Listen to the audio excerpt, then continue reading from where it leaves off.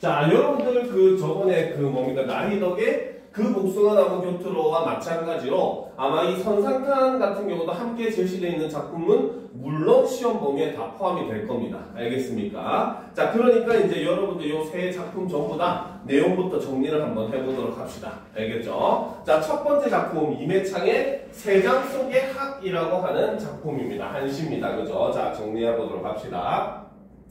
자, 이 글의 갈래는 한시죠. 자, 한 줄에 몇 글자? 하나, 둘, 셋, 넷, 다섯, 여섯, 일곱 글자씩. 그쵸? 총 몇 줄? 한, 둘, 셋, 넷, 다섯, 여섯, 일곱, 여덟 줄. 그쵸? 바로 한시 중에서 7원 율시에 해당하는 작품이죠. 됐습니까? 네. 그쵸? 자, 그 다음 성격은 비판적이고 비관적이고 비관적이고 서정적인 그렇죠? 성격을 가지고 있죠. 자, 주제는 그렇죠? 바로 자유를 박탈당한 채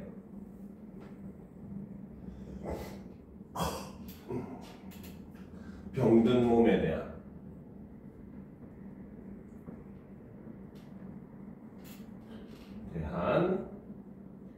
탄식이 담겨있는 작품입니다. 자, 특징은 자, 독백적 어조를 사용을 합니다. 그래서 이를 통해서 자, 과거에 대한 그리움의 정서를 나타내주죠. 자, 그리고 두 번째. 자, 비유적 표현을 사용을 합니다. 그래서 이 비유적 표현을 통해서 신분적 제약으로 인한 자신의 처지를 나타내주고 있다는 게 이 작품의 특징이라는 거죠. 알겠습니까? 그때부터 이제 희망 때문에 딱 보고 있어, 왜? 살짝 느낌이 많이 본 것 같아요. 하는지 안 하는지 지켜보는 느낌이라서. 어떻게 알았지? 눈치는 빠르구만. 그지, 윤혜야? 다 썼어? 자, 그러면 이제 우리가 이런 걸 염두에 두면서 작품을 한번 살펴보도록 합시다. 준비됐습니까? 자, 세 장에 한번 갇히자. 돌아갈 길 아득하고라는 거. 누가 지금 세 장에 갇혔다? 학? 화자. 그치. 알고 보면 화자 자신이 되겠죠. 그쵸? 그러면 여기서 이 세 장이라고 하는 공간은 어떤 공간? 화자는 어떻게 하는 공간? 그치, 구속하는 공간이 되겠죠. 그래서 이 세 장은 화자의 삶을 구속하는 공간이 된다는 겁니다. 자, 그리고 이거는 이제 또 다른 의미로 보면은 바로 뭐다? 기녀인, 그렇죠? 화자의 신분적 제약을 나타내기도 하죠. 그러니까 이 화자가 이제 사실은 직업이 바로 뭐다? 기생이라는 겁니다. 알겠습니까? 그러니까 당연히 바로 뭐다? 자유롭게 살 수가 있다, 없다? 없다는 거죠. 그러니까 어떻게 보면 신분 자체가 세 장으로 표현이 되었다라고도 볼 수 있다는 겁니다. 무슨 말인지 알겠죠? 자, 그래서 세 장에 한번 갇히자. 돌아갈 길 아득하고라는 거지, 그치? 그래서 여기서 화자 자신이 바로 세 장에 갇힌 학, 바로 이 제목에 나와 있는 세 장 속의 학이 바로 누구다? 화자 자신이라는 겁니다. 알겠습니까? 자, 곤륜사는 어디인가 바람이 높아라라는 거죠. 그쵸? 그래서 신선이 살고 있는 곳은 어디인가 바람이 높아라라는 겁니다. 이곳에 찾아갈 수가 없다는 거죠. 그쵸? 자, 청전의 날정으로 창공은 끊어지고, 그쵸? 바로 그 뭡니까? 청전의 날점으로 저 높은 하늘이 전부 다 끊어져 버렸다라는 거죠. 자, 이거는 바로 무엇을 의미한다? 바로 과거로 돌아갈 수 없는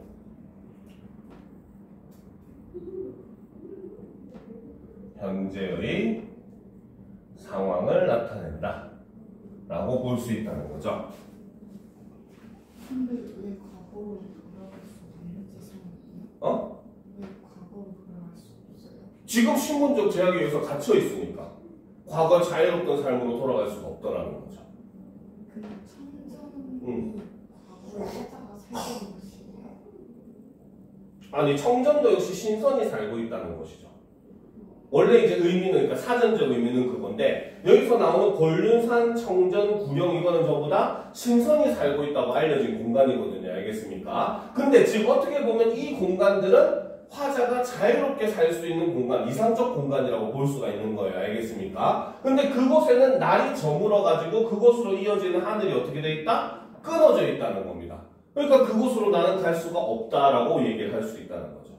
이해가 됩니까? 그럼 여기서 나오는 권륜산, 청년, 구령 같은 경우는 일종의 화자의 그런 자유로웠던 과거를 의미한다고도 볼 수 있고, 혹은 화자가 추구하는 자유로운 삶을 의미한다고도 볼 수가 있는 거예요. 알겠습니까? 오케이? 춤추고 있지 말고. 자, 그래서 구령에 달 밝은데 꿈길만 고달프다라는 거죠. 즉 바로 뭐다? 뭡니까? 고령에는 달이 밝은데 그곳으로 가는 것은 실질적으로 불가능하니까 어때? 꿈으로만 가는 거야. 알겠죠? 그러니까 그로 인해서 자신이 처한 현실이 어떻다? 굉장히 고달프다는 거죠. 그렇죠? 그래서 이 고달프다라고 하는 게 바로 뭐다? 화자의 내면 정서가 되더라는 거죠.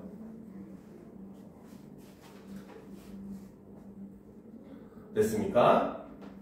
자, 여인 그림자, 짝도 없이 홀로 서 있는데, 자, 그럼 짝도 없이 홀로 서 있는 사람이 누굽니까? 그렇죠. 화자 자신이죠. 그러면 이 여인 그림자는 바로 누구를 나타낸다? 저 바로 병든 화자 자신을 나타낸다는 거죠.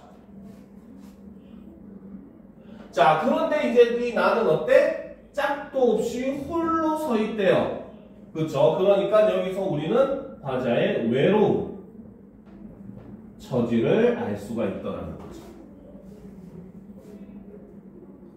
됐습니까?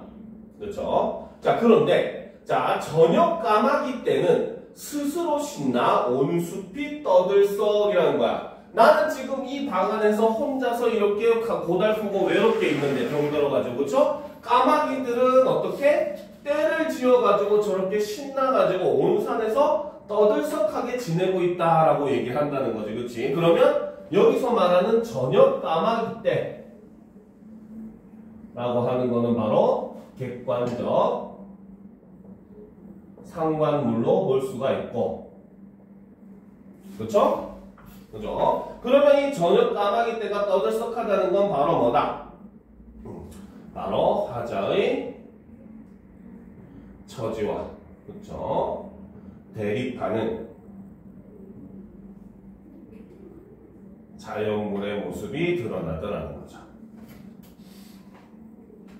됐습니까? 그렇죠? 자, 깃털긴 날개는 병이 깊어 죽음을 재촉하니, 그렇죠? 지금 어떻게 보면 이 화자는 바로 뭐다? 죽을 병에 걸렸다는 걸 여기를 통해서 알 수가 있는 거죠. 그렇죠? 그래서 죽음을 재촉하니 슬픈 울음 해마다 옛 언덕을 그린다라는 거죠. 그러면 화자가 그리워하는 이 옛 언덕이라고 하는 것은 바로 무엇이다? 그렇죠? 바로 속박되기 이전에, 그렇죠? 누렸던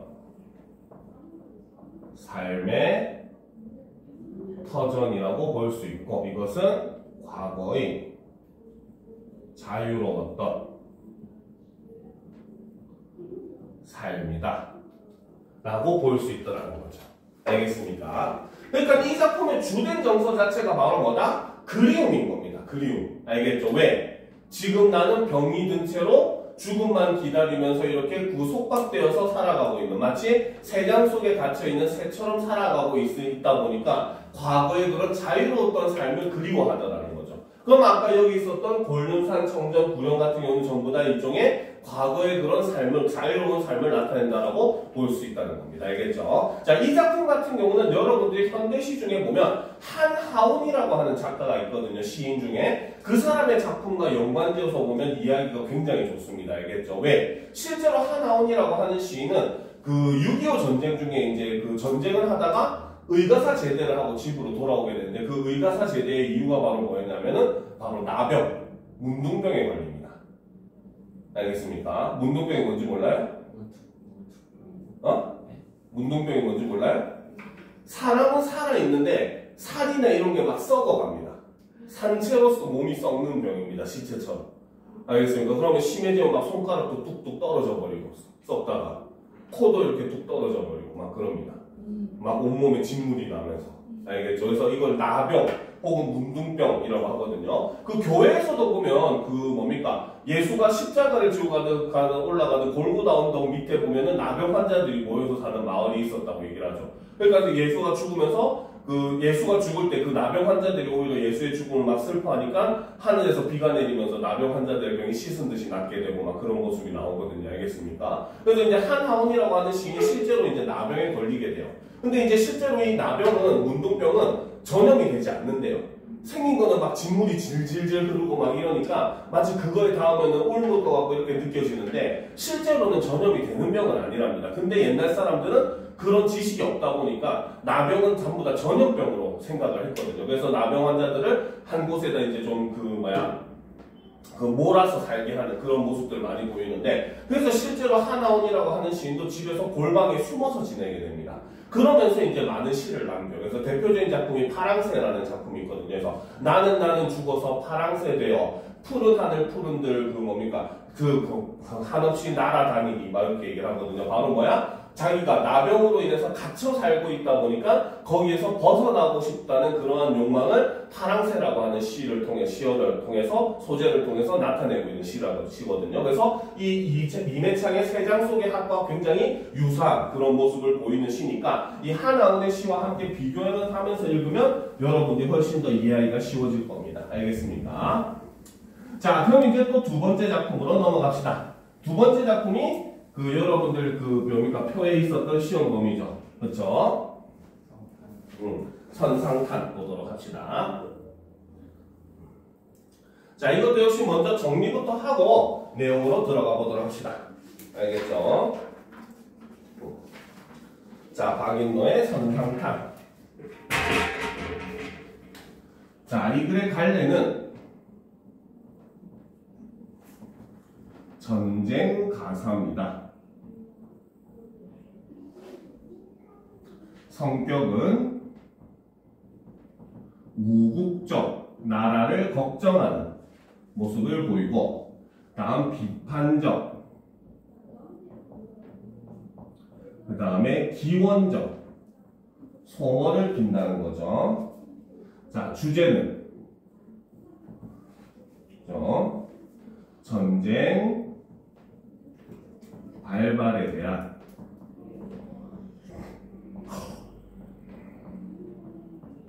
걱정과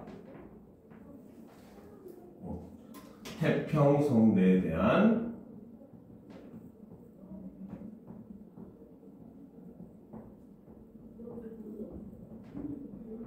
기원이 담겨 있죠. 자, 특징은 첫 번째, 우국 충정의 마음이 드러나고, 두 번째로 중국의 고사를 인용을 하고 있죠.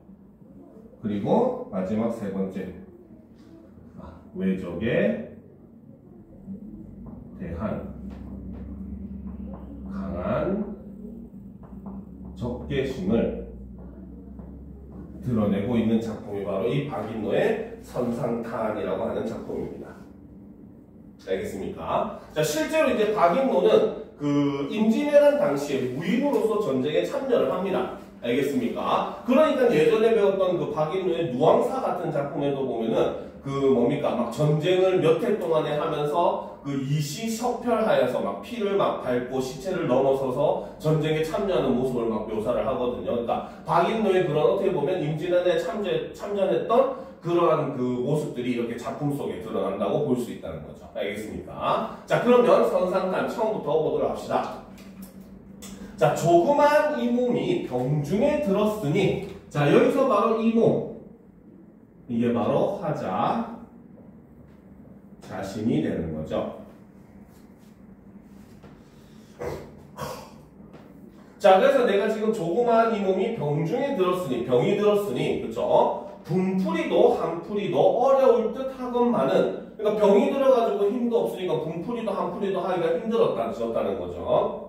자, 그러나 죽은 제갈도 산 중달을 멀리 쫓고, 그렇죠? 자, 이거는 이제 중국 고사를 지금 인용을 하는 부분입니다. 그다음 발 없는 손빈도 방연을 잡았거든 해서 요 두 부분은, 그렇죠? 중국의 고사를 인용을 하는 부분이죠. 그렇죠? 자, 여기서 이제 뭐 인용하고 있는 중국의 고사는 바로 뭐다? 어려운 상황에서도 승리를 거둔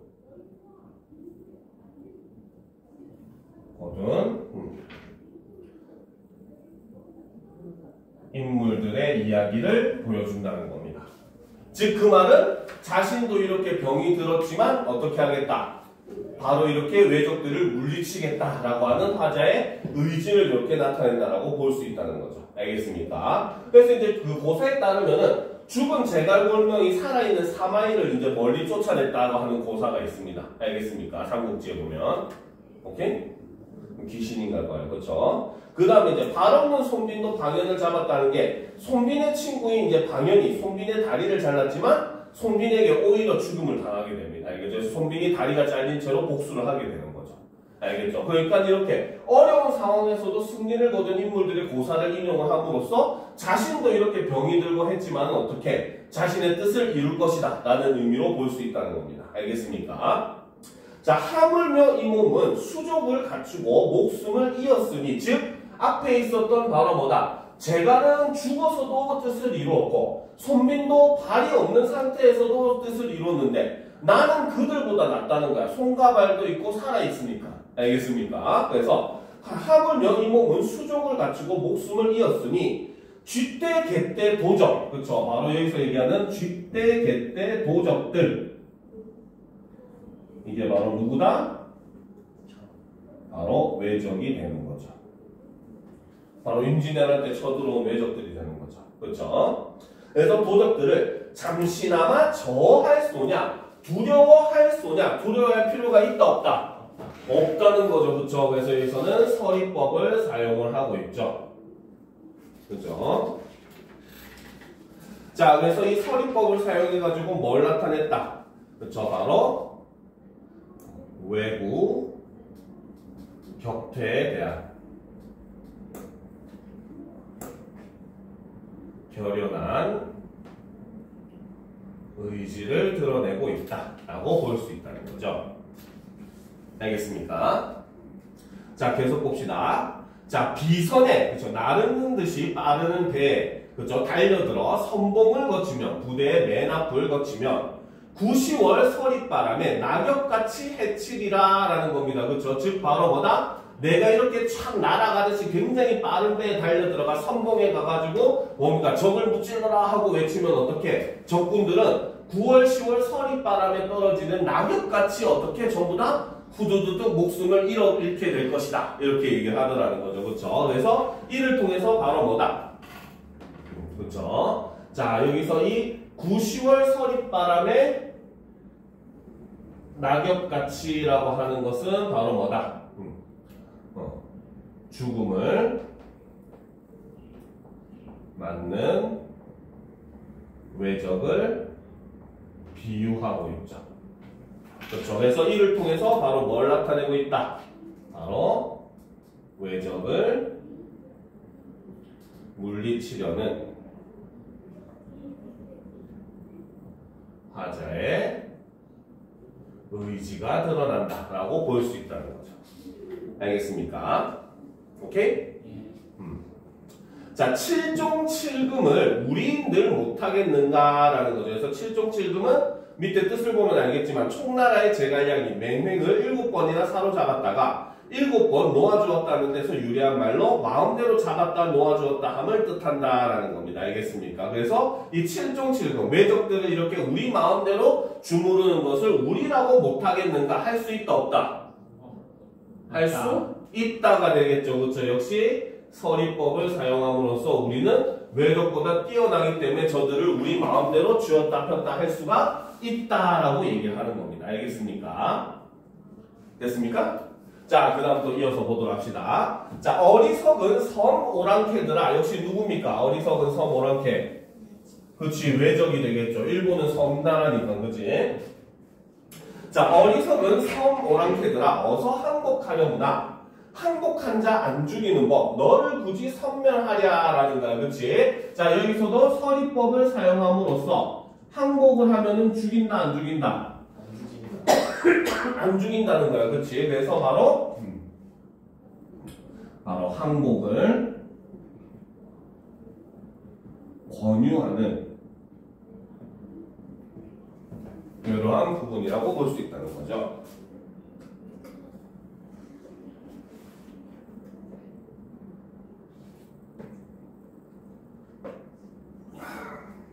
됐습니까? 자, 계속 보도록 합시다. 자, 우리 임금 성덕이 더불어 살자 하시니라. 즉 바로 뭐다? 임금님도 어떻게? 평화와 공존을 바란다는 거죠. 그렇죠? 그래서 여기서는 평화와 공존에 대한 의지를 나타내죠. 자, 그래서 태평천하에 요순 국민 되어 있어. 그래서 태평성대 임금과 백성이 되어 있어. 자, 1월 광화는 그쵸? 뭡니까? 해와 달의 뭡니까? 밝은 빛은 그쵸? 그래서 1월 광화는 일종의 임금의 성덕, 해안 이런 걸 나타내는 거죠. 그래서 아침마다 거듭하거늘 즉 매일매일 그 뭡니까? 임금님의 은혜가 온 세상에 뿌려진다는 거야. 그러니까 태평성대가 계속해서 지속된다는 거죠. 그렇죠? 그래서 거듭하거늘 전선 타던 우리 몸도 전쟁하는 배를 타던 우리 몸도 어주에서 노래하고 고기잡이 배에서 노래하고 가을달 봄바람에 높이 베고 누워있어. 그래서 지금 가을달 봄바람에 뭡니까? 그 배 노래하면서 배 타고 누워가지고 지낸다는 거지. 좋겠다. 자, 그래서 지금 여기서는 그쵸, 바로 태평성대에 대한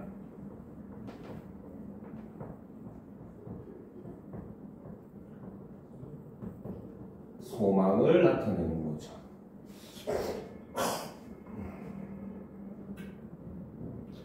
그래서 성대의 파도 없는 바다를 다시 보려 하노라 라는 거죠. 그래서 지금 여기서 파도 없는 바다라고 하는 거는 자, 바다가 파도가 없으면 어때? 잔잔하잖아, 그렇지? 그러니까 그만큼 나라가 어떻다? 평안하다, 그렇죠? 바로 태평성대를 나타내는 표현인 거죠.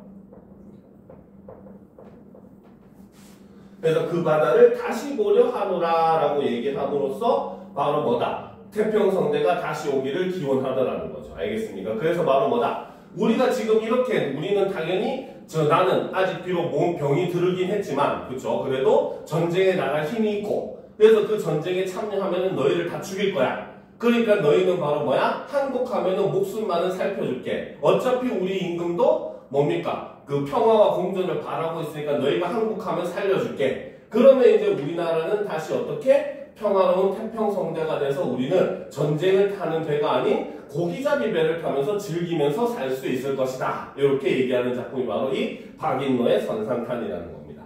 무슨 말인지 알겠습니까? 그래서 배 위에서 하는 탄식이라는 뜻으로서 바로 이 전쟁에 이제 배를 타고 참여를 함으로써 거기서 전쟁 상황에 대한 탄식과 그 다음 태평성대에 대한 그런 기원, 소망을 노래한 작품이 바로 이 선상탄이라고 볼 수 있다는 거죠. 알겠습니까? 자, 그럼 이제 또 세 번째 작품. 자, 내용 자체도 별로 어려울 게 없죠? 누왕사에 비하면 훨씬 쉽죠? 자, 세 번째 작품 보도록 합시다. 자, 바로 오윤경 나설생의 재배라고 하는 글이죠. 얘는 안 들어갈 것 같긴 한데 그래도 정리를 한번 해보도록 합시다. 알겠습니까? 자, 이 글의 갈래는 야담입니다. 알겠죠? 야한 이야기 아니에요. 알겠지? 야담이라고 하는 건 일종의 바로 뭐야? 민담이나 이런 것처럼 그 시중에서 전해지는 이야기라는 뜻이죠. 자, 성격은 서사적이고 비판적입니다.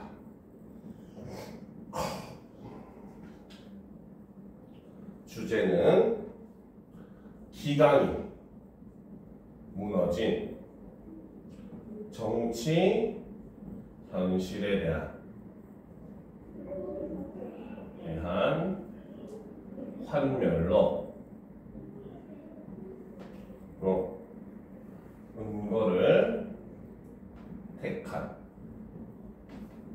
한 선비의 삶이 드러나는 거죠. 자, 특징은 자, 첫 번째 섬세한 묘사를 사용을 합니다. 그래서 이를 통해서 공간이 지니는 의미를 전달하고 있죠. 다음 두 번째, 자, 대조적 행보를 보이는 두 인물이 나오는데 이를 통해서 작품의 주제 의식을 전달해 줍니다. 알겠습니까?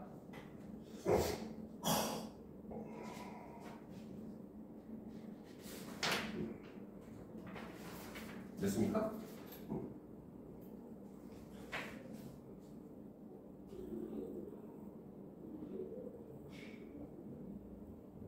다 적었어? 그럼 천천히 적어도 돼요. 시간 많아요. 뭐야? 뭐야? 되게 안 읽었다는 표정으로 쳐다보고 있지? 됐죠? 자, 그러면 이제 우리가 본격적으로 작품을 한번 살펴보도록 합시다. 자, 광해군 시절 설생이라는 사람이 한양의 청파에 살았다라는 거죠. 바로 설생이 사는 곳이 청파라는 거죠. 그는 자, 문장이 풍부하고 기계와 절개를 숭상했다라는 겁니다. 그렇죠? 그래서 설생이라고 하는 사람은 어때? 문장이 풍부하고 기계와 절개를 숭상했다. 이게 바로 설생의 특징 첫 번째가 되죠. 자, 그 다음 과거를 준비했으나 운수가 좋지 않아 합격하지 못했다라는 거죠. 이게 바로 설생의 특징 두 번째. 그죠? 그래서 굉장히 기계와 절개가 있었고 문장이 풍부하다는 건 학식이 높았다는 겁니다. 그렇죠? 그럼에도 불구하고 운수가 좋지 않아 가지고 과거에 합격을 하지 못했다는 거죠. 알겠죠? 자, 일찍이 추탄 오윤경과 매우 친했다. 개축년에 인목대비 폐비 사건이 일어나자. 그쵸? 이거 알죠? 무슨 정치를 개축 옥사라고 하는 사건인데 그 광해군이 자신의 이제 배다른 동생인 영창대군을 귀양 보내고 어머니 인목대비를 이제 유폐하는 그 계기가 된 사건을 나타내는 거죠. 알겠습니까? 그러니까 당연히 어머니를 지금 어떻게 보면 유폐시켜버린 상황인 거잖아. 그렇지? 조선시대에는 당연히 있을 수 있는 일이 없는 일이야. 있는 일. 있었던 일이지만 있을 수는 없는 일이죠. 왜? 조선은 유교적 사회이기 때문에 충과 효가 모든 거의 근본이었거든요. 고려장 시장이었어요. 네? 고려장 시장이었어요. 고려정은 참고로 실제로 있었던 풍습이 아니라고 얘기를 하고, 그리고 그 풍습 이름대로 고려시대에 있었던 풍습이라고 나오죠. 근데 그거는 실제로 없었다고 하는 게 좀 중론이긴 합니다. 실제로 있는 풍속은 아니라는 얘기가 많습니다. 알겠죠? 자, 어쨌든 그 고려시대는 불교를 숭상하던 또 시대였고, 조선시대 오면서 유교를 숭상하게 됐거든요. 우리가 본격적으로. 국가의 종교가 유교로 바뀐 게 조선시대부터입니다. 알겠죠? 그러니까 이 유교 사회에서 충과 효가 가장 모든 것의 근본이라고 가리키는 그런 사회에서 갑자기 임금이 그쵸 바로 자신의 어머니를 유폐시켜버리는 이런 사건이 일어나 보니까 지금 조선 사회에서는 있을 수 없는 일이 된다는 겁니다. 알겠죠? 그래서 이것 때문에 나중에 인조반정이 일어나게 돼요. 알겠습니까?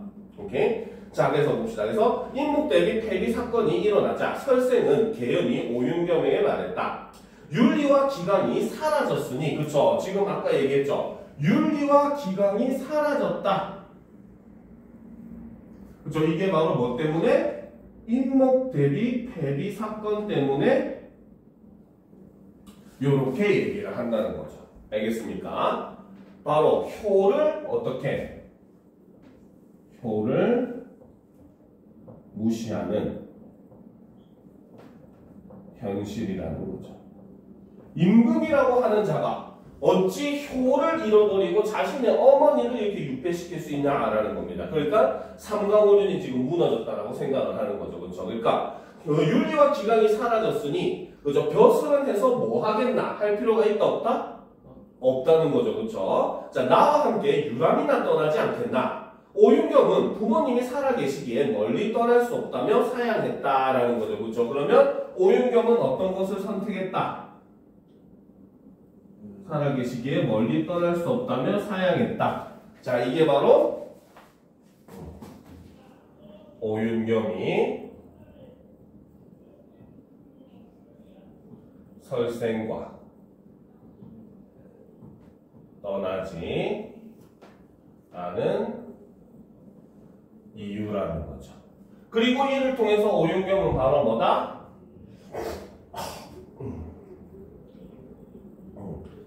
서울에 남는 삶을 선택을 하게 된 겁니다. 알겠습니까? 알겠죠? 자, 한 달 뒤 설생의 집에 가보니 설생은 이미 떠나 어디로 갔는지 알 수 없었다라는 거죠. 그럼 설생은 바로 어떤 삶을 선택했다? 바로 사회를 버리고 떠도는 삶, 유랑의 삶을 선택을 했다는 거죠. 알겠습니까? 자, 인조반정 이후 갑술년에 오윤겸은 관동관찰사가 되어 지역을 순시하다가 영랑호에 배를 띄웠는데, 그쵸? 자, 여기서 이 영랑호, 그쵸? 자, 여기서 이제 설생을 우연히 다시 만나게 됩니다. 알겠죠? 이것이 바로 설생과 재회하는 공간이죠. 그죠? 자, 계속 봅시다. 그래서 영랑호에 배를 띄웠는데 호령 안개와 파도, 아득한 구름 사이로 배를 저어오는 사람이 있었다. 가까이 와서 보니 설생이었다. 오윤겸은 매우 놀라 설생을 배 안으로 맞이했다. 그가 마치 하늘의 구름 사이에서 내려온 사람인 양 반겼다. 거주하는 곳을 물으니 설생은 이렇게 대답했다. 내가 사는 곳은 양양 관하로부터 동남쪽으로 60-70리 떨어진 회룡굴이란 대지라는 거지. 그치? 그래서 이 회룡굴이라고 하는 공간은, 그쵸? 누가 사는 공간? 그쵸? 바로 설생이 사는 곳, 지내는 공간이죠. 설생이 지내는 공간인데, 자, 이곳은 이제 나중에 뒷부분에 내용이 나오지만 스포일러를 미리 해주면은 바로 이것은 속세와 단절된 공간이고, 알겠습니까? 바로 탈속적 성격을 지닌 공간입니다. 알겠습니까? 그러니까 거의 뭐 그 지구 안에 있는 곳 들어가는 것처럼, 알겠습니까? 굉장히 막 환상적인 그런 공간이죠. 다 적었습니까? 자, 보도록 합시다. 너무 스포일러를 진하게 줬는데. 그렇죠? 자, 계속 보도록 합시다. 자, 그래서 회룡굴이라는 대지 깊고 궁벽한 곳이라 사람의 발걸음이 거의 닿지 않는다네. 이곳에서 그리 멀지 않아 갔다 오는데 한나절도 안 걸리니 함께 가보지 않겠나. 공이 그를 따라갔다. 여기서 공이 바로 오윤경을 나타내죠. 그렇죠? 자, 어스름 무렵 산기슭에 이르러서 스님들이 타는 가마를 타고 계곡으로 들어간다. 험한 산길 몇 리를 지나니 깎은 듯한 푸른 절벽이 우뚝 서 있었다. 그 형세가 기이하고 웅장해 사람의 눈을 놀라게 했다. 중간이 성문처럼 갈라져 있고 좌우로 맑은 시냇물이 쏟아져 나왔는데 그 성문 옆이 회룡굴이었다. 라는 거죠. 자, 그래서 꼭세로 표시를 하도록 합시다. 자, 험한 산길을 몇 리나, 그렇죠? 여기서부터 방금 있었던 회룡굴이었다까지 꼭세로 표시를 하도록 합시다. 그렇죠? 자, 여기서 우리는 그렇죠? 바로 회룡굴이 이 속세와 떨어진 공간임을 암시한다는 거죠. 알겠습니까? 그래서 이것은 바로 회룡굴로 가는 길에 풍경을 이렇게 묘사를 한 거죠. 그죠? 자, 계속 봅시다. 돌길은 낭떠러지를 오른쪽으로 돌며 올라가는데 굴곡이 심하고 가팔랐다. 칡덩굴과 나뭇가지를 부여잡고 나아가니 비로소 굴이 나왔다. 몸을 구부렸다 매달렸다 하며 들어가 보니 별천지였다.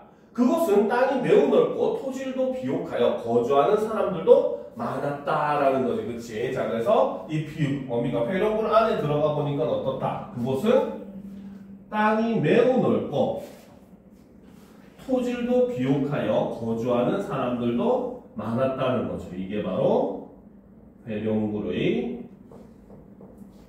특징 첫 번째가 되죠. 자, 그 다음 뽕나무와 삼나무가 그늘 동산을 만들었고 배와 대추나무는 숲을 이루었다라는 거죠. 이게 바로 회룡굴의 특징 두 번째가 되는 거죠. 알겠습니까? 굉장히 어떻게 보면 회룡굴 속이 지상 낙원처럼 이렇게 펼쳐져 있더라는 겁니다. 알겠죠? 자, 계속 보도록 합시다.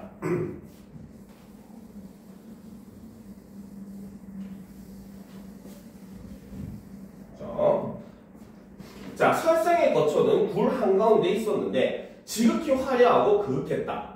공을 마루로 인도해 산의 진미를 올렸다. 기묘한 과실들이 지극히 향기롭고 달콤했으며 인상은 팔뚝만큼 굵었다.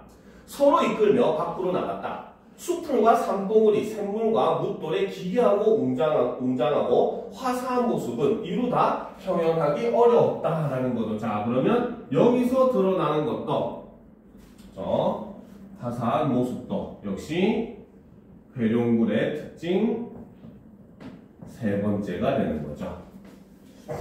여기서부터 숲으로부터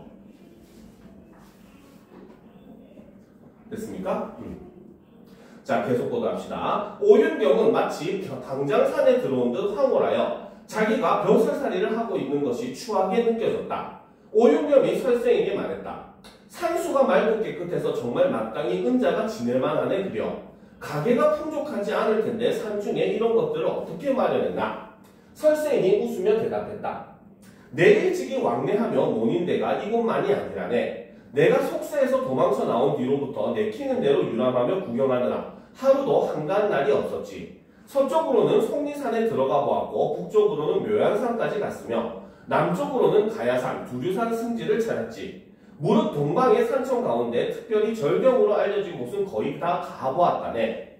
마음에 드는 곳이 있으면 무성한 숲을 베어내어 집을 지었고 황무지는 개간에서 농사를 지었지. 혹은 1년을 살다가 혹은 3년을 살다가 흥이 닿으면 다른 곳으로 옮겨갔지라는 거지. 그치? 자, 꼭세로 표시합시다. 내 일찍이 여기서부터 좀 올려놓고 가야 되겠네요.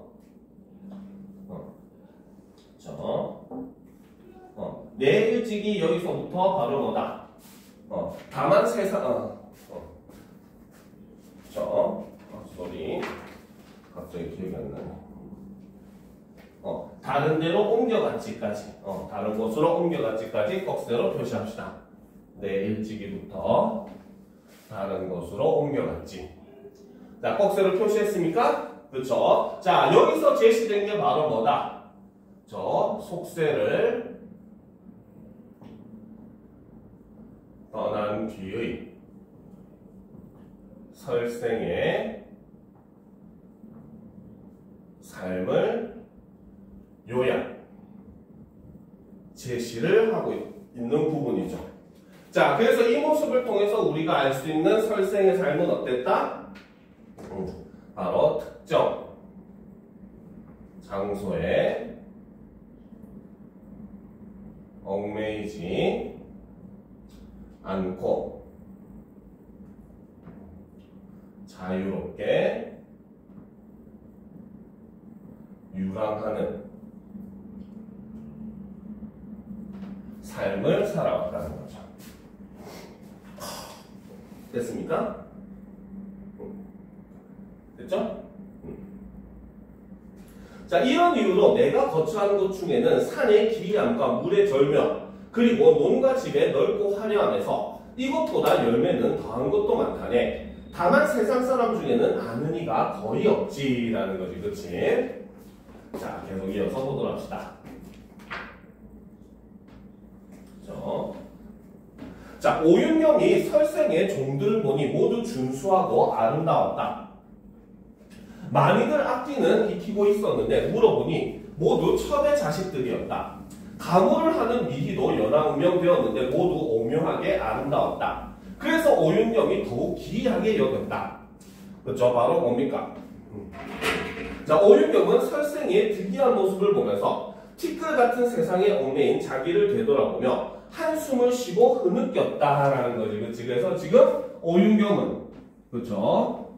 자기가 설생에 비해서 굉장히 뭡니까? 못한 속세에 찌든 삶을 살았다라고 생각을 하면서 바로 자신의 삶에 대해 회의를 느끼고 있더라는 거죠. 알겠습니까?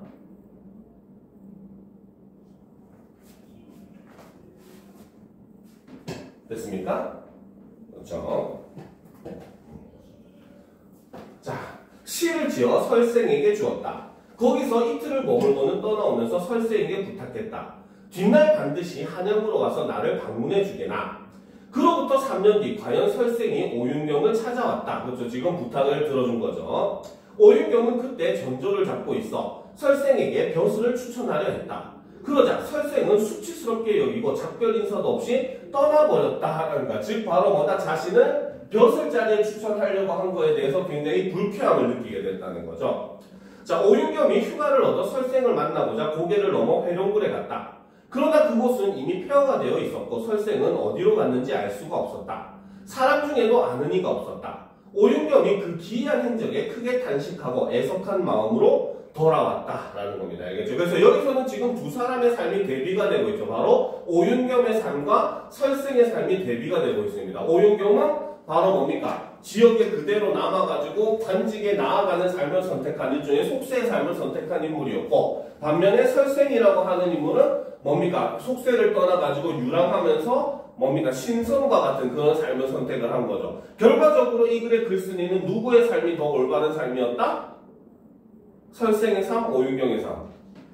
설생의 삶이 되겠죠. 알겠습니까? 그래서 그런 삶에 대한 긍정적인 모습을 담고 있는 작품이 바로 이 설생과 오윤경의 그런 재회라고 하는 글입니다. 알겠습니까? 자, 그러면 지금부터 역시 또 한 10분 정도 시간을 줄 테니까 밑에 있는 문제를 한번 풀어보도록 합시다. 알겠습니까? 왜 또 합니까?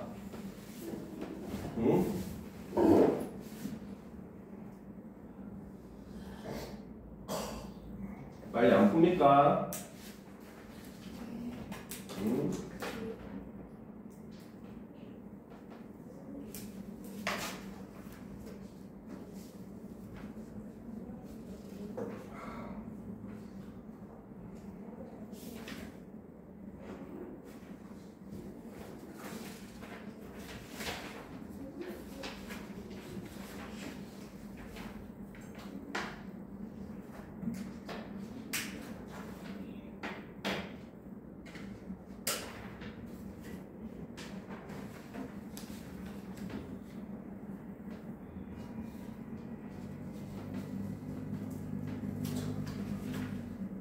춤을 그렇게 추고 있어. 아 지금 감기고 있어요. 어? 감기고 있어.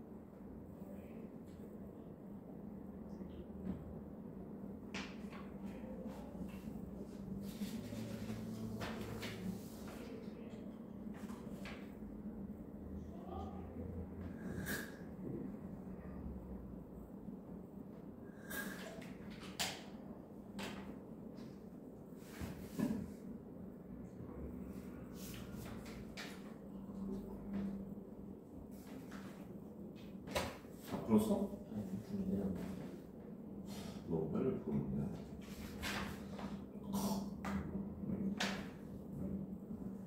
정확도가 더 중요해요. 이제 원래 시험 표본이 많이 써서 너무 하시는 거 있어. 어? 시험 번에 맞을 수 있어. 많았다고. 문제 푸는데 실험 표본이 왜 많아지는데? 문제를 푸는 게 싫어. 응?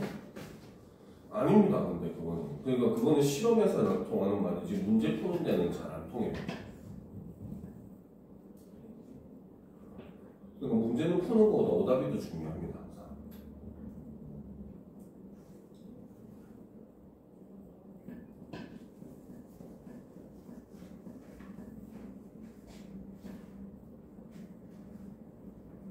그래서 다 푸는 거예요? 풀고 있어 아직. 숙제 없는 거예요? 아니 숙제 줄 건데요. 왜? 많이 줄 건데. 왜요? 내 맘인데요. 왜요? 내 맘이에요. 너무 많은 거 같아요. 뭐가 많은데? 나만 많을 것 같아요. 응? 안 많아요. 그거 날개 쌤님이 전문 준다고 했잖아, 그렇지? 날개 전문은 여러분도 한번 읽어보도록 합시다, 알겠죠?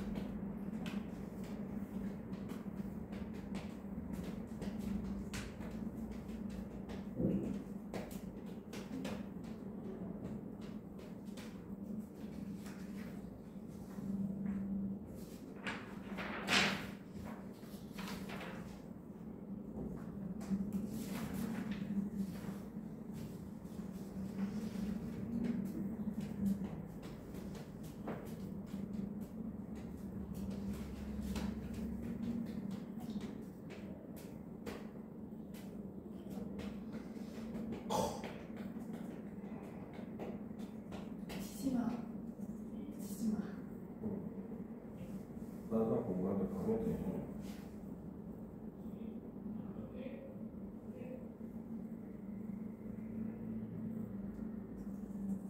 그러니까 얘네 화장실 갖고 와서 교육 좀 시켜야 돼.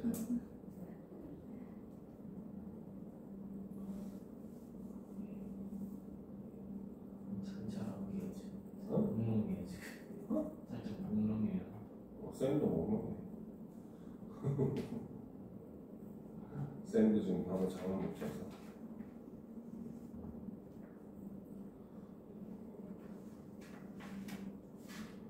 쌤도 한 2시간 다 담겨 있고 1시간 다 담겨 있고 계속 그래가지고 불면증인가?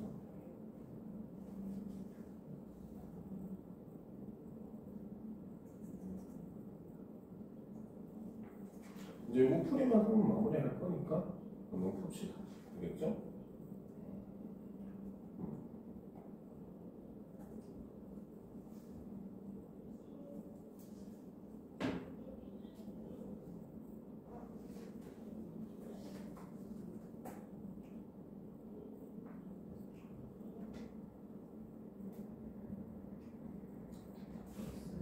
응? 어? 다 풀었어?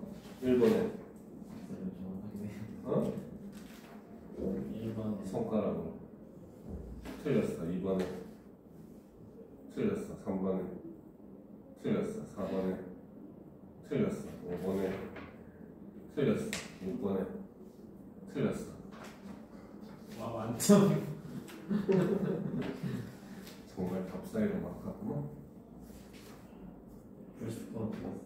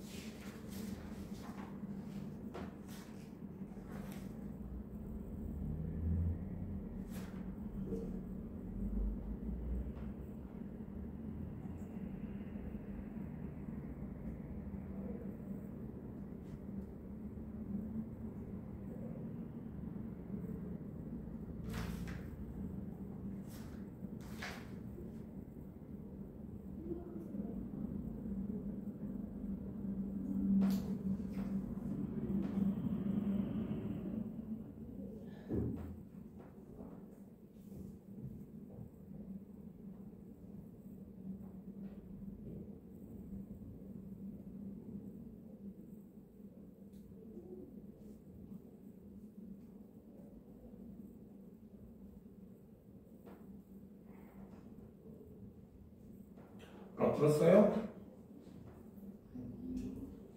어려워요. 실망님.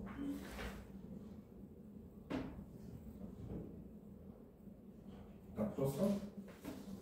네, 저한테는 다음을 물어보세요. 수업 좀 써놓고. 쌤 비슷하고 확인해야죠 선생님. 불공평. 아직 안 풀었다잖아. 안 풀면은 그 틀린 거죠.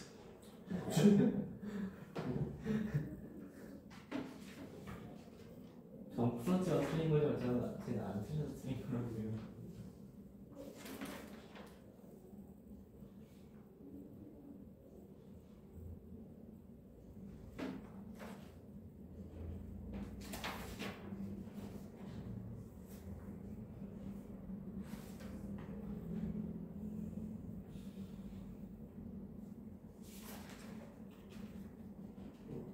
과제는 그 날개랑 선상탄이랑 한 부씩 줄 거예요, 알겠죠?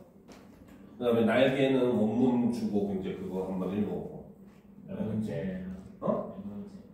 얼마 안 돼? 합쳐서 한 50문제, 60문제? 많아요. 시험 기간이 얼마 안 남았는데 이제 5주 남았는데. 역시나 좀 많다고 생각해요. 고1 때 경험해보고 지금 5주가 많다고 지금 생각한다고? 네. 좀 아쉽죠. 선생님이 많아요. 좀 남아. 정신교육 좀 시키고 보내야겠다. 밥 먹으러 가야 돼요. 밥 먹고.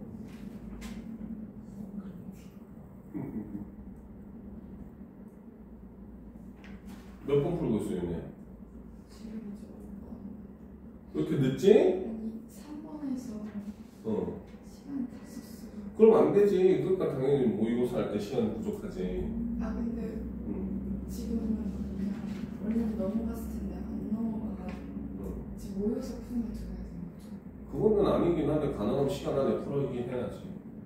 그럼 지금 풀이를 할까요? 시간상 지금 풀이를 하긴 해야 돼요.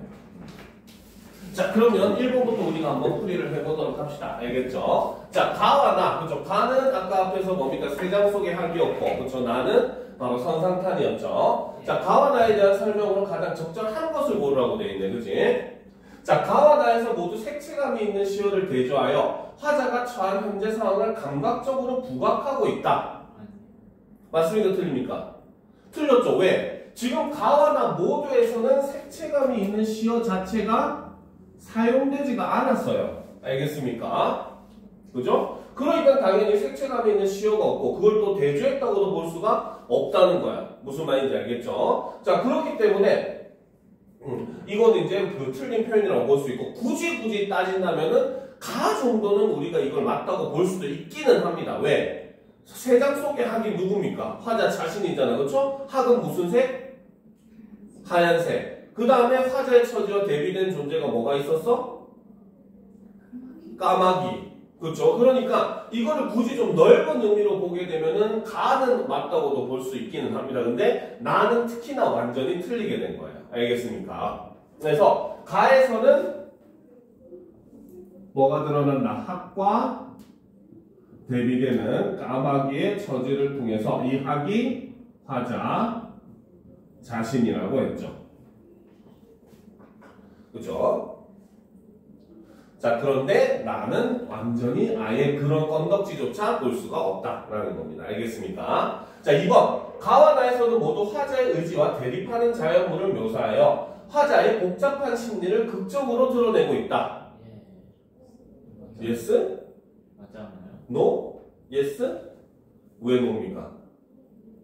이것도 역시 가는 볼 수 있지만 화자의 의지와 대립하는 자연물이 까마귀라고 볼 수가 있겠죠. 그렇죠?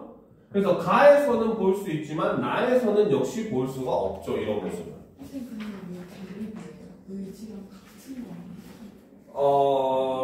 아니에요? 정확하게는 화자의 의지라기보다는 처지라고 보는 게 맞긴 할 거예요. 여기서 표현하고자 하는 게. 그럼 대립이 아니지 않아요? 그 화자의 의지와 대립하는 자연물. 이게 좀 해석이 좀 애매하긴 합니다. 알겠습니까? 이거를 원래는 정확하게 얘기하면 화자의 처지와 대립한다고 볼 수 있는 거고 알겠죠? 자, 이것이 이제 화제의 의지냐 아니냐라고 하는 거는 조금 애매한 부분이 있기는 해요. 알겠죠? 자, 3번. 가와 나에서는 모두 계절적 배경을 암시하는 시어를 바탕으로 화자가 관찰하고 있는 소재에 상징적 의미를 부여하고 있다. 계절적 배경이 드러나는 거는 굳이 따지자면은 나에 있었죠. 가을 달, 그 다음에 봄 바람이라고 표현했잖아. 그치? 그죠? 그렇기 때문에 근데 그것도 지금 계절 나타내는 게 아니라 일종의 1년 내내를 의미하는 그런 표현이기 때문에 나는 역시 볼 수가 없긴 합니다. 근데 가는 완전히 틀렸죠. 계절적 배경을 암시하는 소재가 없습니다. 그렇죠? 그리고 제일 중요한 거는 화자가 관찰하고 있는 소재라고 하는 게 자체가 없었죠. 화자는 지금 어떤 소재를 관찰하고 있지 않습니다. 가나 둘 다. 그죠? 그 다음 4번. 가에서는 화자의 독백적 어조를 일관하고 나에서는 명시적인 청자에게 말을 건네는 어조를 섞고 있다. 그렇죠? 이게 맞죠? 누구한테 말을 겁니까? 그렇지. 외놈들한테 항복해라 하고 말 걸잖아. 그렇지? 그러니까 얘는 이건 답은 4번이 된다는 거죠. 무슨 말인지 알겠습니까? 자, 5번. 가에서는 화자의 공간 이동에 따라서 가에서 화자가 공간의 이동을 할 수 있었어 없었어? 최장소에 갇혀있기 때문에 아예 이거는 불가능한 얘기죠. 그렇죠? 그다음 나에서는 낮에서 밤으로 이어지는 시간의 경과에 따라 시상을 전개하고 있다? 아니죠. 그냥 화자의 소망을 얘기하는 방식으로 시상을 전개하고 있죠. 그렇죠? 그렇기 때문에 5번은 완전히 다 틀렸다라고 볼 수 있다는 거죠. 자, 그 다음 2번 문제 봅시다. 가에 대한 이해로 적절하지 않은 것은 그렇죠. 바로 3장 소개하기죠.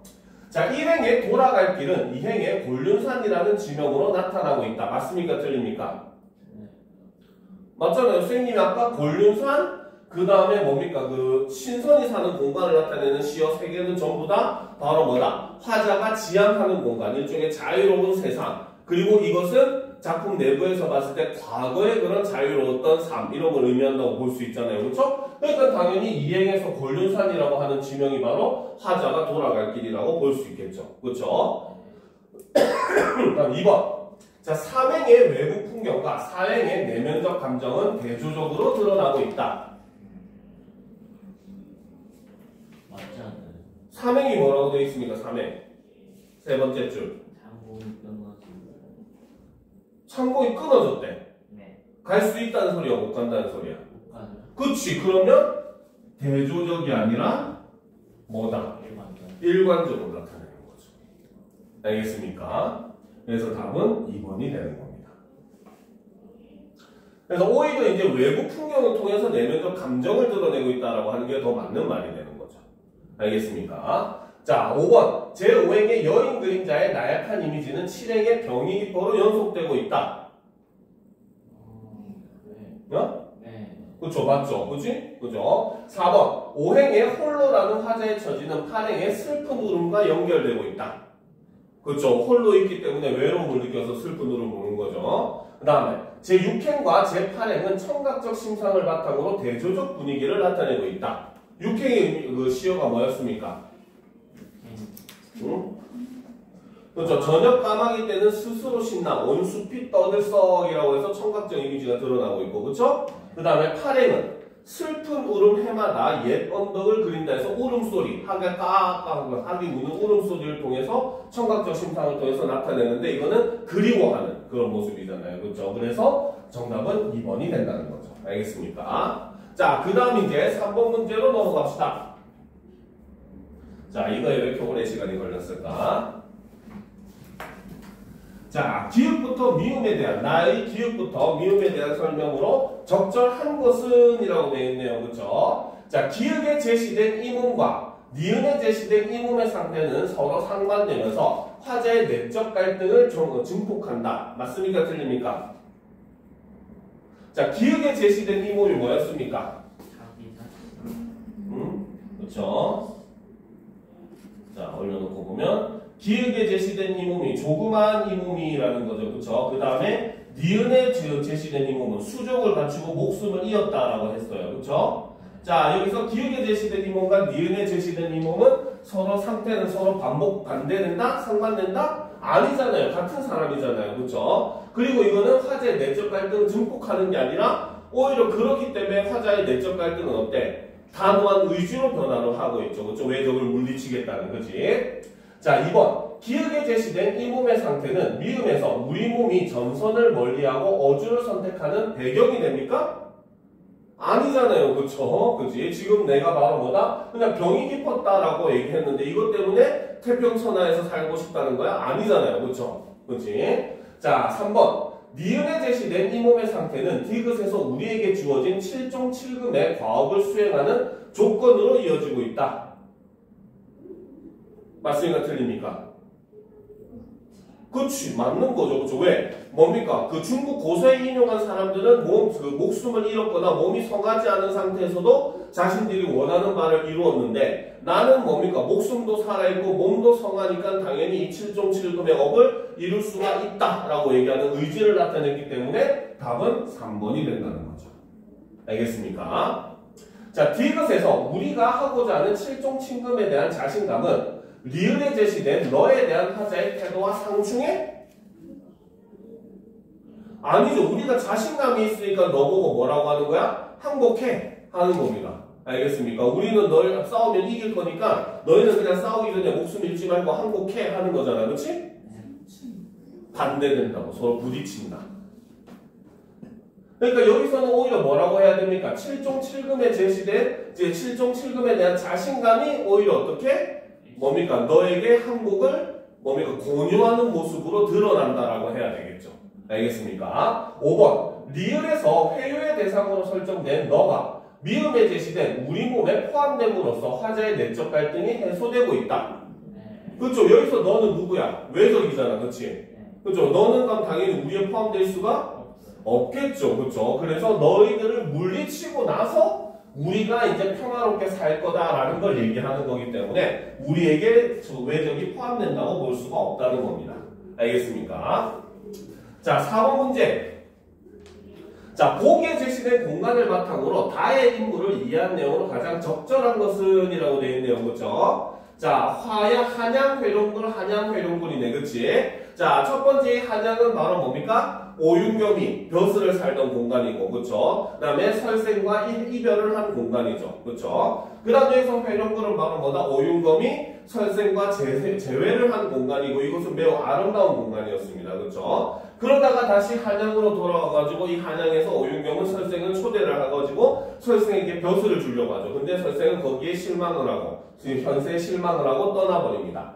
그래서 다시 그 설생을 찾기 위해 회룡굴로 돌아갔더니 그 회룡굴은 이미 예전에 그런 이상적인 공간이 아닌, 그쵸? 사라진 공간이 돼버렸다는 거죠. 그쵸? 자, 이런 걸 알고 들어가면 이제 문제를 풀기가 쉬워질 겁니다. 그쵸? 1번 봅시다. 설생과 오윤검이 A에서 맺어진 교분이 C에서 균열을 일으킨 것은 두 사람의 사회적 위계가 서로 다름을 확인했기 때문으로 볼 수 있다.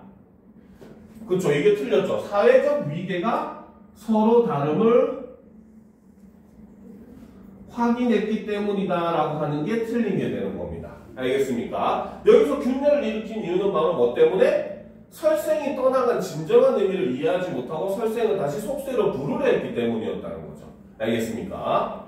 자, 2번. 설생이 C로 돌아간 것은 그렇죠? A에서 확인했던 오윤경의 정치적 입장이 굳건히 유지되고 있다는 믿음 때문이라고 볼 수 있다?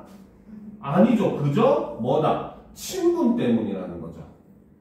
친분 때문에, 그치? 친분이 있었던 오윤겸이 초대했으니까 온 것이었지 사실 설생은 올 생각이 없었다는 거죠. 그쵸? 자, 3번. 오윤겸이 B에서 설생의 삶을 선망하다가 C에서 설생을 동정하는 태도를 취했어?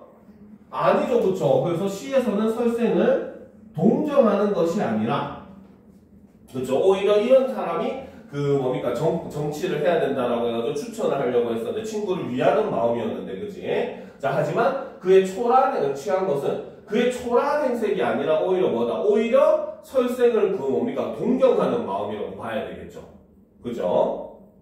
자, 4번. 오윤겸이 설생에게 다시 C로 오라고 했던 것은 B에서 확인한 설생의 삶이 윤리적 문제를 안고 있다고 보았기 때문이다? 아니죠. 오히려 설생의 삶을 어떻게? 동경했기 때문이라고 본 거죠. 그죠? 자, 오윤겸이 C를 떠나 설생을 찾아 D를 재방문했을 때 그곳이 폐허가 되어 있었던 것은 오윤경과 제외하지 않겠다는 설생의 결심 때문으로 볼 수 있다. 그렇죠? 이게 차라리 답이 되겠죠. 알겠습니까? 자, 그 다음 이제 5번 문제로 넘어갑시다. 자, 다의 A를 보기와 같이 재구성했다고 할 때 그 과정에서 고려했을 내용으로 가장 적절한 것은 이라는 거죠. 자, 보도록 합시다. 자, 개축년에 인목 대비 폐위 사건이 일어나자 자, 두 벗은 함께 감개하여 시사를 이야기하다가 눈물을 뚝뚝 흘렸다. 설생은 이렇게 말했다. 윤리와 기강이 무너졌으니 선비로서 어찌 이 세상에 처하겠는가? 나는 이제 응거하려 하네. 자네도 마음이 있는가? 오윤경은 이렇게 응답했다. 그게 뭔디 내가 품었던 마음인데 오늘 자네가 말해주는 건 내가 어찌 자네와 함께 응거하고 싶지 않겠나? 그러나 부모가 계시니 감히 허락하지 못하겠네 라고 해서 서술자의 서술이 아니라 인물 간의 대화를 통해서 이렇게 제시를 해주고 있다는 거죠. 그렇죠? 자, 이렇게 구성했을 때 고려했을 내용을 가장 적절한 것은요. 1번 설생에 말해서 기계와 절개를 숭상하는 그의 성격이 더욱 분명하게 드러나도록 고쳐야겠다. 맞습니까? 설생이 지금 저 슬퍼하는 마음에 기계와 절개를 숭상하는 그의 성격이 분명하게 드러납니까? 아니죠. 여기서 드러나는 것은 바로 뭐다? 기계와 절개를 숭상하는 그의 성격이 아니라 바로 뭐다? 유교적 윤리를 중시하는 태도가 드러나도록 해야 된다라고 하는 게 맞는 말이 되겠죠. 알겠습니까? 왜? 인목 대비 폐위 사건 때문에 지금 떠나가는 거잖아요. 효가 무너졌다고 생각을 한 거죠. 그렇죠? 자, 2번. 오윤경과 설생의 관계가 대등하지 않고 오윤경이 설생에게 많이 의존하고 있었음을 강조해야겠어. 그런 태도가 보입니까? 아니잖아요. 그렇죠? 오히려 여기에서는 서로가 뭡니까? 서로 같은 생각을 하고 있는 친한 친구라는 점이 보이잖아. 그렇지? 그렇기 때문에 2번은 아예 틀렸죠. 3번. 회령부를 방문한 오윤경이 자신의 벼슬살이에 대해 보여준 회의적인 반응에 개연성을 강화해야겠어. 맞습니까? 틀립니까? 이게 답입니다. 알겠습니까? 왜? 앞에서 뭐라고 여기서 제시됐습니까? 나도 자네와 함께 떠나고 싶다는 내용을 대사를 통해서 처리를 함으로써 더 강조를 하게 되잖아요. 그렇죠? 그러니까 뭐야? 일종의 떠나지 못했던 삶에 대한 미련의 모습을 나타낼 수 있게 되니까 3번이 정답이 되는 거예요. 난이도가 있는 문제였죠. 그렇죠? 자, 4번. 설생이 과거 공부를 할 때부터 이미 속세를 떠나 응거하겠다는 의지를 품고 있었음을 부각해야겠군. 맞습니까? 틀립니까? 아니죠. 처음에는 바로 뭐다? 설생도 과거에 나으려고 했는데 어떻게 윤리와 기강이 무너진 현실에 개탄을 하면서 떠나게 된 거잖아. 지금 처음부터 떠날 생각이라고 하는 거는 있을 수가 없다는 거죠. 그렇죠? 5번. 설생과 오윤경이 정치적 사건에 대해 달리 대응한 이유가 가정 환경의 차이에 있었음을 드러내야겠군. 그 정치적 사건에 대해서 뭡니까? 대응한 방식은 똑같아요. 둘 다 개탄했잖아. 그치? 하지만 그 이후 선택한 삶이 달라진 거죠. 알겠습니까? 이해가 됩니까? 그죠?